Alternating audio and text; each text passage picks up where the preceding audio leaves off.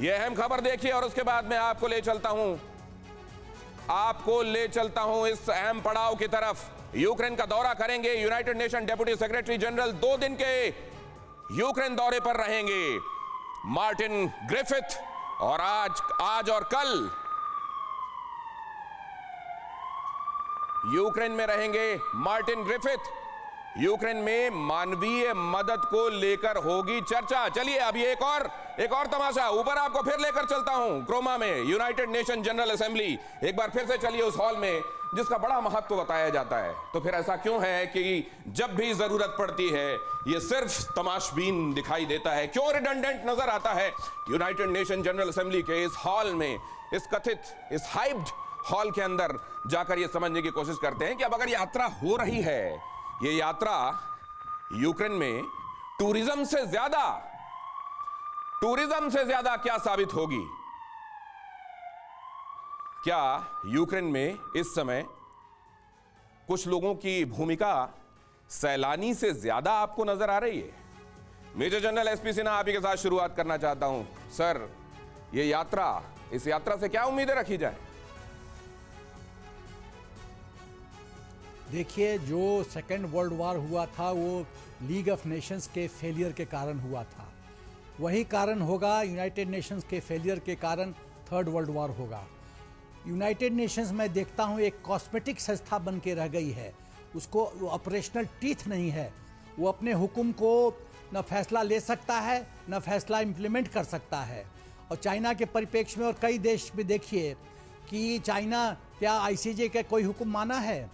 United Nations, एक उदाहरण दीजिए कि यूनाइटेड नेशंस के इनिशिएटिव से कहीं पर युद्ध रुका हो? यूनाइटेड नेशंस को रिमोट कंट्रोल से अमेरिका कंट्रोल करता है। यूनाइटेड नेशन तो फिर ऐसे में वर्ल्ड क्रिमिनल कौन है इस समय? वर्ल्ड क्रिमिनल जिसको टैग किया जा रहा है वो वर्ल्ड क्रिमिनल है या वर्ल्ड क्रिमिनल ये संस्थाएं हैं? सर, अब इसको लेकर मैं कमर आगा साहब के पास जाना चाहता हूं।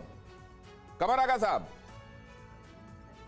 जी, देखिए, बेसिकली जब यूनाइटेड नेशंस का गठन हुआ उस समय भारत समेत अधिकतर देश आज़ाद ही नहीं थे। भारत को रिप्रेजेंट ब्रिटेन कर रहा था उस बॉडी के अंदर। और ये जितनी संस्थाएं आपने नाम ली, इसमें अधिकतर संस्थाएं जो बनी थी वो अंग्रेज़ों ने ही बनवाई थी। अंग्रेज़ों से मेरा मुराद पश्चिमी देशों ने बनाई थी। ये सारी संस्थाएं जो हैं उनके इंटरेस्ट के लिए हैं। ये भी, और उसके अलावा फाइनेंशियल इंस्टीट्यूशन भी उनके हित में बना, चाहे वर्ल्ड बैंक हो या IMF हो, तो सारी चीज़ें उनके हित को करते हैं। और ये लोग कभी भी, अगर आपने जैसे बताया आपकी रिपोर्ट में था कि वियतनाम वार हुई, ईरान इराक वार हुई, इराक के ऊपर 3 बार हमला हुआ, अफगानिस्तान के ऊपर 2 बार समझ लीजिए कम से कम बड़ी जंग हो गई, एक बड़ी और फिर उसके बाद छोटी चलती रही। तो आप ये मानते हैं ना सर, इनके होने नहीं होने से कोई फर्क नहीं पड़ता? नहीं, ये तो है हाँ, ये अमेरिका अगर कहीं या बड़ी पावर है, वेस्टर्न पावर उसमें इन्वॉल्व है तो ठीक है। अब देखिए, यूक्रेन के अंदर उन्हीं ने एक मैसेकर हुआ, उसका मतलब आप ये कहना चाह रहे हैं? सर, मैं आपको थोड़ा कट शॉर्ट कर रहा हूं, अभी एक इनिशियल राउंड में आपकी बात को यहां रोक रहा हूं। आप ये कह रहे हैं कि अगर जो वर्ल्ड पावर्स ऑलरेडी हैं उनका डोमेस्टिक होकर इन संस्थाओं को काम करना है तो ये काम करती हैं और उन्हीं के हित में काम करती हैं, लेकिन जहां उनको असल में भूमिका निभानी है वहां नहीं निभा पाती हैं। जरा सुहास चकमा साहब, कैसे निकाल दिया जाएगा United nation human right commission से रूस को? यह मुमकिन है क्या? ह्यूमन राइट्स काउंसिल का जो रूल्स है उसका मुताबिक कोई पर्टिकुलर मेंबर को निकाल दिया जा सकता है और उसमें अगर मेजॉरिटी वोट हो तो निकाल दे सकता है और उस पर कोई वेटो पावर नहीं होता है, अनलाइक द सिक्योरिटी काउंसिल। तो अगर ज्यादातर ह्यूमन राइट्स काउंसिल का मेंबर्स चाहते हैं कि राशिया को निकाल दे, तब निकाल सकते हैं, उस पर राशिया वेटो नहीं दे सकता है।